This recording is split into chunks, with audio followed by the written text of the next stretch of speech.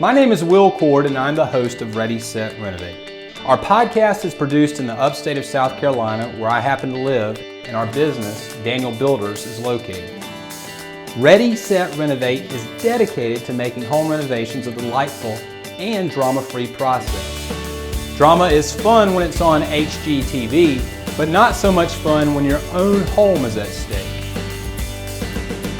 We discuss real-life home renovations and all they entail while equipping you to edit out the renovation craziness. Along the way, we pack in some inspiration for your own home. On this episode, we're speaking with Vicki Jordan. Vicki is the design administrator for Daniel Builders, and she's talking about communication within the context of new leads coming to Daniel Builders.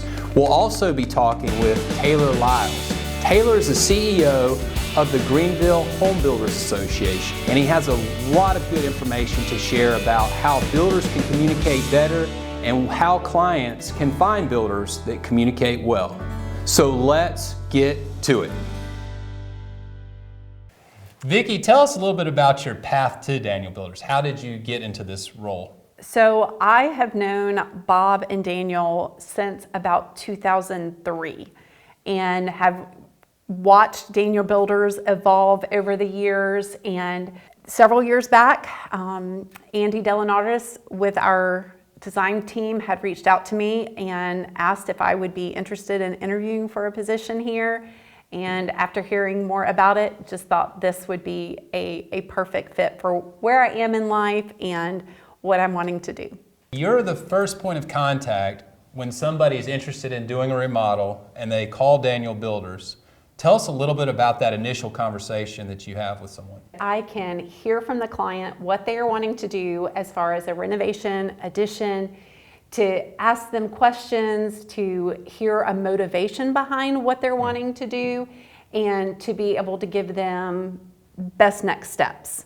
So are you doing primarily taking in information or sharing information and educating, or a combination of both? A combination of both. Okay. Yes. What are some ways that you are educating people as they come to us and they have these ideas of a grand remodel? I know you educate on price, but tell us a little bit about how you're educating. So yes, once I hear about their ideas, then I try to give them some framework as far as pricing, a framework as far as a timeline, what a renovation is going to involve, and our process in fulfilling that. What would you say are some common unknowns that people may have when they're thinking about doing a remodel, a major remodel? So some of the common unknowns that I hear pretty frequently are a timeline as far as how much time it takes up front to think through design, put all of those pieces together, then a timeline as far as what time it's going to take to actually do the project, then a realistic budget expectation, and how invasive a project can be on the day-to-day life of a client. That's a good point, because sometimes it really disrupts your way of life when you're doing a major remodel and you're living in the house while it's going on. It's not always necessary for people to move out, obviously. Where do you kind of draw that line, or how do you help people know what's best for them as far as staying or going? So we have those conversations up front, and depending on what circumstance they're in, if they wanted to move out, maybe during the demo stage would be a great time to move out. But of course, we try to consider all situations. We can put up tarps, we put up these zipper type curtains in doorways to try to eliminate the dust. I had one client one time who they moved their kitchen to their back porch while we were renovating their kitchen, and situating washers and dryers into garages to accommodate a laundry room that was being renovated. So we get creative. Sometimes you're talking about the design process timeline, and sometimes you're talking about the build process timeline. Do all homes need a design that are getting a major remodel? Not necessarily. So what we try to do at that initial call is try to understand as far as, do they already have architectural drawings? Have they already made some of their selections? In that case, we could just work with that information, but not all of our clients need design. That's good to know. And some people may need it and just may not realize they need it. Some people may think they need it and they can get by without it. And I think you're so valuable to the business in that you're helping people kind of figure that all out. Yes, I try to ask some pointed questions at that initial call as far as their decision-making skills. Can they visualize a space without drawing? So I try to, ask those questions up front. So a lot of what you're doing is consulting with the client. Sometimes it's not wise for a client to move forward with a major renovation if what they're putting into the home will never be recouped.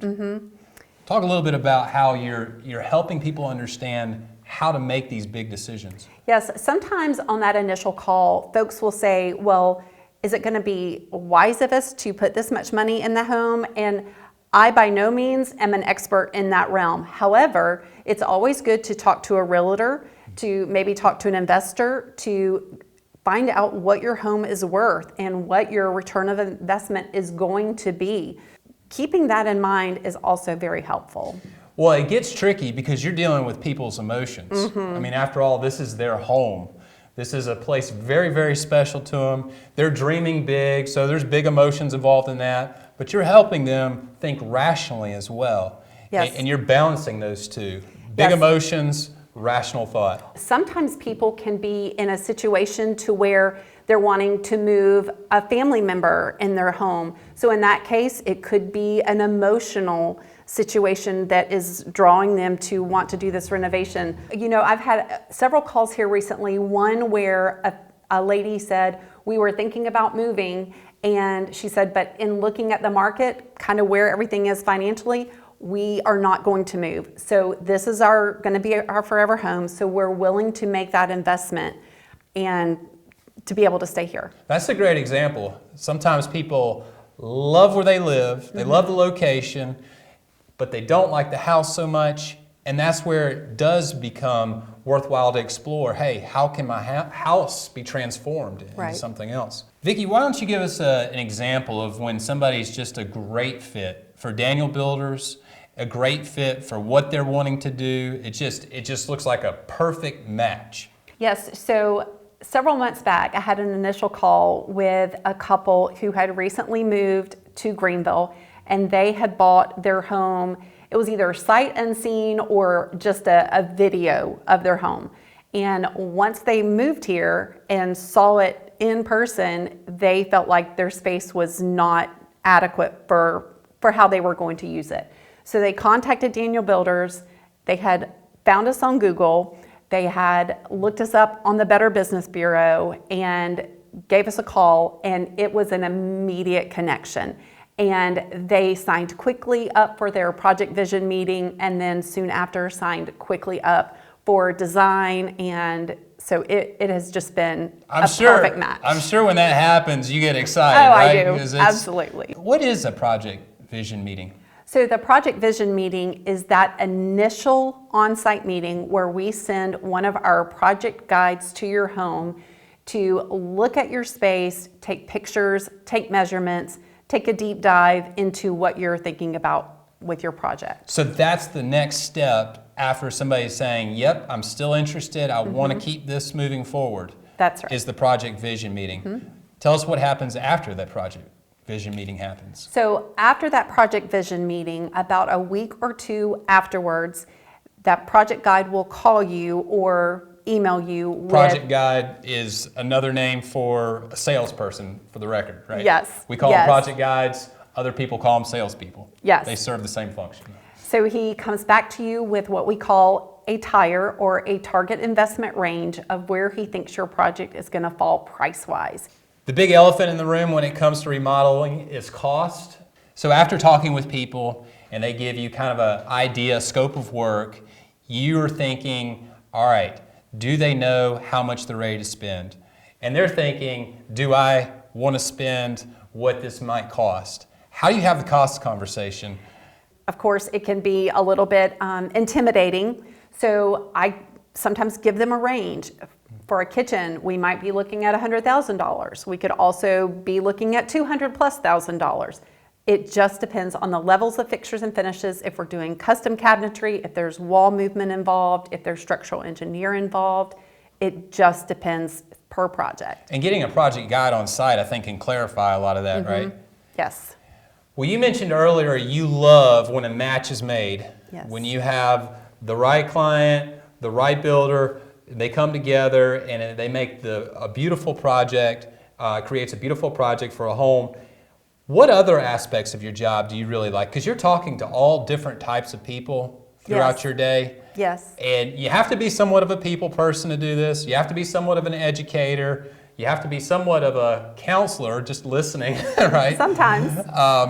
Tell us what it is that really is the thing you love about this job. There's so many things. I do love talking to the clients. I love hearing their story. I love hearing about the reason, their why. I also love the employees at Daniel Builders and the team that I get to work with on a day-to-day basis. They are awesome, and I cannot speak highly enough. And I will tell you, Will, that our tagline, building trust, that is one thing on that initial call, and I'm going to get teary-eyed just saying this, but on that initial call, when I can say, you can trust us 100%, I do not hesitate to say that. So you're talking to lots and lots of people, and not all those people obviously can be Daniel Builders clients. They're not all going to be a right fit. That doesn't mean you're not helping those folks, right? You're still trying to figure out ways you can help them out. Yes, so we have some handymen that we can recommend. We also will route them to the Home Builders Association, as a good contact. So yes, I try to give them other options if we are not going to be a good fit for them. Well, Vicki, I think it's safe to say we have the right person in the right role at Daniel Builders, and I thank you so much for coming on and talking a little bit about what you do. I think you make it a lot easier for people to pick up the phone and call Daniel Builders knowing that they're going to talk to Vicki Jordan. Thank you. Taylor, thank you for joining us today and talking a little bit about this topic of communication. I know that's a big deal. It's a hot topic. And it makes all the difference in the world. What does good communication look like between builders, subcontractors, and clients? From a builder to a trade or a sub, that communication's key because you won't get the product that you actually want. But then you bring in the client's portion, and I think that where we see the number one downfall in a lot of remodels, bathrooms, kitchens, windows, doors, whatever, even up to full homes, is there's this incredible communication on the front end because that builder's eager, or that trade is eager to lock it in. And then it just starts slowly kind of deteriorating. And then you get all of this progression up until drywall.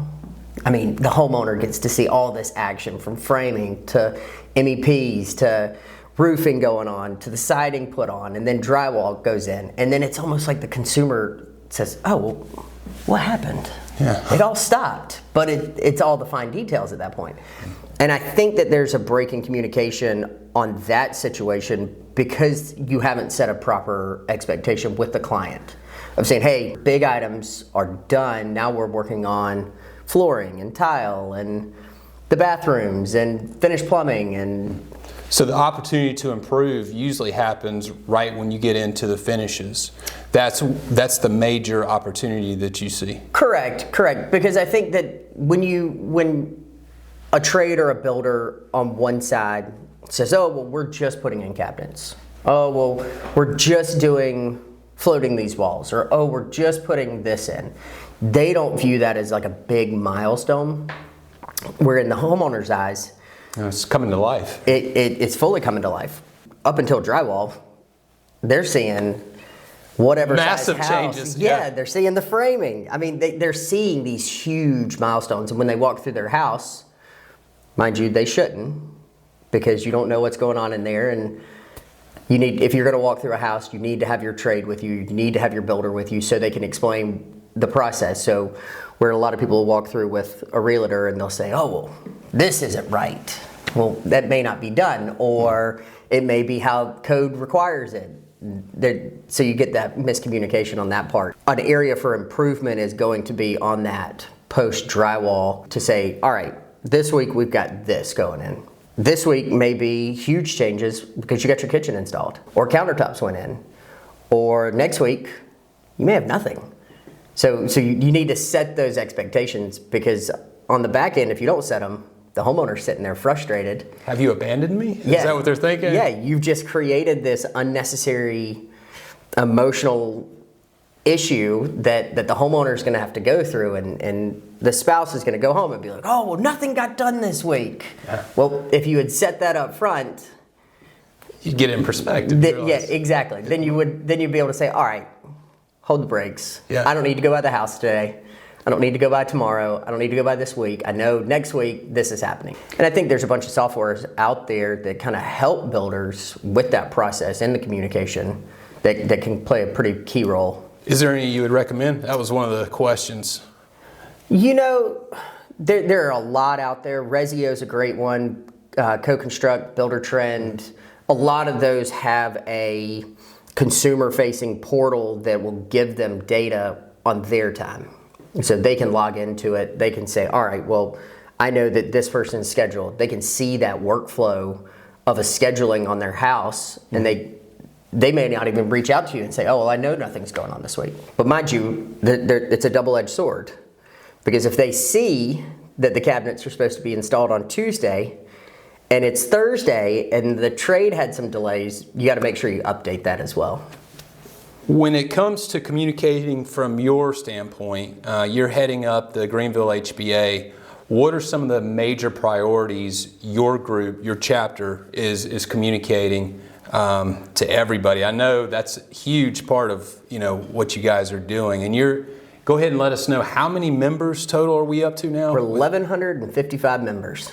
1,155. Yeah, 1,155, right? And they keep coming in droves. New builders, I love it. Yeah. So the association in a whole, we did an economic study earlier this year, represents about 8,200 employees in the building industry. And that's just from trades to construction. So it's about 8,200 employees in the upstate that we represent. That doesn't pull in your appraisers, it doesn't pull in your lenders, it doesn't pull in your permitting offices, it doesn't pull in any of that. It is just hands-on construction. Wow. So from mechanicals to electricals to plumbing to framing to roofing, it's about 8,200 employees in the upstate. Our goal is to protect the builders, the trades, developers, whole nine yards, whether it be on ordinances that local municipalities push out, taxation issues, impact fees, development fees, whatever it may be. That's our number one. But we know that doing that, we're also protecting the homeowner, because they're able to, one, afford to live in the upstate, which is getting more and more out of reach with a lot of fees being put on top. And you get this compounding effect and you're just pricing people out. So we're really working on both parts, but at the end of the day, we're here to protect the builder and make sure that the homeowner is getting what the builder promised as well. One big thing the HBA does is an event called the Bridge Awards. Can you tell us a little bit about that event and what it communicates to our community? Yes, so the Bridge Awards has been going on for about 15 years now and has grown to this incredible size. Bridge Awards highlights excellence in your craftsmanship. And it brings in new construction from production to custom. It brings in remodels. It brings in specialty features, green building features, the whole nine yards. So what it does is it, one, allows the builder to showcase their product and showcase a home that some people will never see in their entire life because you just can't have access to it. The bigger thing that it does is from a consumer standpoint, and we market the Bridge Awards website to the top 5 markets moving into the upstate, just so the consumer knows who kind of are building in the upstate, who are a part of the association, who are approved professional builders and vetted. So the Bridge Awards site is a really good thing, especially setting that initial expectation with the homeowner. All right, I need to be $450 to $600 on price point. This is kind of what I can get. If I want to be $1 million to $1.5 million, this is kind of what I get. And it's all clickable links, so the consumer can go on the Bridge Awards website, get in the price point that they want to be, and they can click on that link and see everything that they've built in their price point. It's a big advantage for a client to be able to vet builders and like you said, just kind of shop and see what you can get with your current budget. And twofold, it helps the builder because they're not fielding calls. If my budget's 5 to 6, I'm not calling a builder who's building $1.5 million plus. So it kind of helps preset that standard of, all right, this is my budget, this is who I need to call. You can also find realtors on it because we have $1 million circle. They're broken out between new construction realtors and general brokerage agents. If you're looking for patios, pools, staircases, pretty much anything in that special feature category, again, clickable link straight to their website. So you can get inspiration, you can get contacts, the whole 9 yards. The other question was with the HBA and homeowners who are looking for reputable builders. You mentioned going to the site and seeing the Bridge Awards page is one way they do that. Are there other ways that they can utilize the HBA to vet? So not every member will enter in the Bridge Awards. So you're getting a very select group of who puts in for the Bridge Awards. You know, we had a little over 600 in attendance this past year. We had 225 awards, I think. So, I mean, it continued to grow. But the association as a whole, a custom builder may not have a product that's ready to put in because the Bridge Awards goes on the year prior. Mm-hmm. So the easiest way for the consumer is to reach out to the HBA of Greenville directly, either via email or phone call, and we can actually walk them through. So we will help them figure out who's the best fit, whether it be zip code, whether it be price point, whether it be if they're looking for a luxury new construction, or if they're looking for a luxury remodel or a semi-custom remodel, or they're looking just to get their bathroom back in order. You know, we have the ability with our system to break it down, and we'll hand you 3 names. Nice. That are the most qualified for your project at that point in time. And if those 3 don't pan out, I got 3 more. Mm-hmm. I mean, we can continue going down the list. We typically don't go past 6. Oh yeah. And it could just be a bandwidth on the trades or the remodelers or the builders, or it could just not be a good fit for that relationship that's going to last a month, 2 months, 6 months, whatever. Yeah. Are you seeing a lot of those calls come your way? We get about 30 to 40 phone calls a week from consumers calling in. Yep. Wow. One big thing that we've heard lately is, I've called this trade or I've called this builder 12 times. And I really want to tell the consumer, well, after 6, we should realize that it's probably not a good fit. Yeah. You know, if they're not calling you back after 6, it's either they're too overwhelmed, they can't take on that work right now, or it's not a project they're interested in. But on the same token, from the builder standpoint, pick up the phone and just communicate that. Confirm say, hey, that. Yeah. I don't have the bandwidth, or I don't build dog houses. Yeah. I mean, I got that one the other day. I had a young lady call in. She was looking for a fully enclosed with a mini split doghouse, and it was going to be a 1,225 square foot doghouse. Wow. Yep. That's a massive doghouse. And I was like, how many dogs are you putting in there? Yeah. She said 1. I said, it's like the Ritz-Carlton of a doghouse. Yeah, she started laughing. She said, anything for my dog. Anything. I was like, all right. If you have the means, we'll find you a builder. It's a pretty active database. And one thing that we have done is we've kind of pushed that database. The BBB does a really good job, but they don't have a vetting process for the builders. Mm-hmm. Where when you come to the association, we've got virtually a 25-point checklist that every builder that's listed, I can guarantee it, they're licensed, bonded, insured, they've got workers' comp, general liability, they've got a written contract, they stand by their contract, and there's no liens or complaints against them. Mm-hmm. So we do the background check on that. We double check their builder's license to make sure it's in good standing and there's no violations on it. So we go through this whole vetting process before the builder or remodeler comes in to make sure that we're putting quality product out to the consumers. Taylor, if there is somebody out there that really wants to get in touch with you, How do they go about that? They can go to hbaofgreenville.com. You can personally search for service providers on the main page, and it'll give you a list, contact information. You can contact them through the portal on the website, or you can reach out to us via phone number 864-254-0133. We do email blasts to general blanket consumers in the upstate who've shown interest either via the Home and Garden Show or the Bridge Award site, or just a contact us form, or even in the Greenville News. So, you know, we put a weekly article in the Greenville News, and it's tips and tricks every Sunday. Or reach out to me directly via email. Every bit of information is on that site, but we're more than willing to help, and just let us know what we can do. Well, Taylor, I know you're a super busy man, and for you to take this time to talk to our audience is much appreciated. Thank you. I'm excited. Thank you for having me on. Absolutely. Are you interested in remodeling your home? Well, reach out to us at danielbuilders.com, and we can help you get that process started.